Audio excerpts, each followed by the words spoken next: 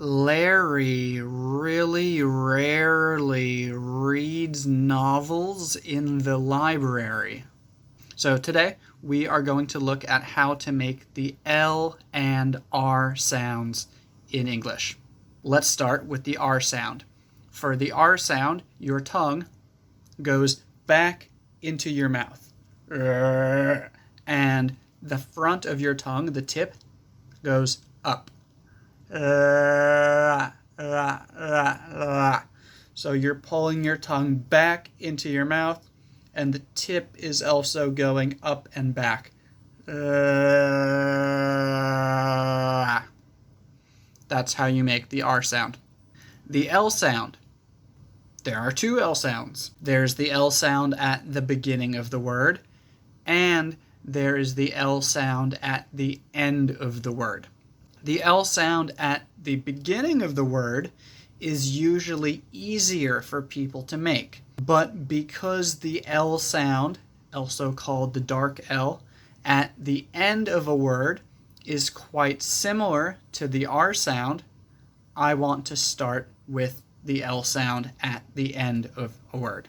So like I said, the L sound at the end of a word is quite similar to the R sound, because your tongue goes back inside your mouth. But when you make the R sound, your tongue goes up. When you make the L sound at the end of a word, your tongue does not go up. Don't focus on your tongue going up. Your tongue will actually go down a little bit. That's the L sound. The R sound, L sound,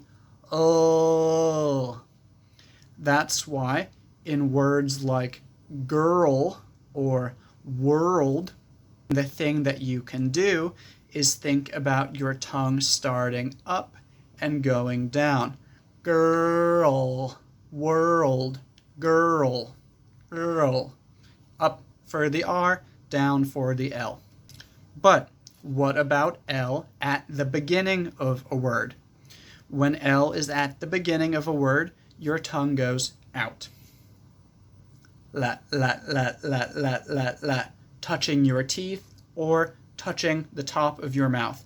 La, la, la, la, la, la, la. So for L at the beginning of a word, you are pushing.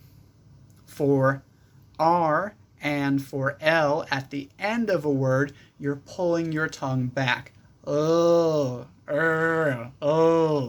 You can also see that when I make the L sound, my mouth is wider. And when I make the R sound, my lips are closer together, my mouth is rounder.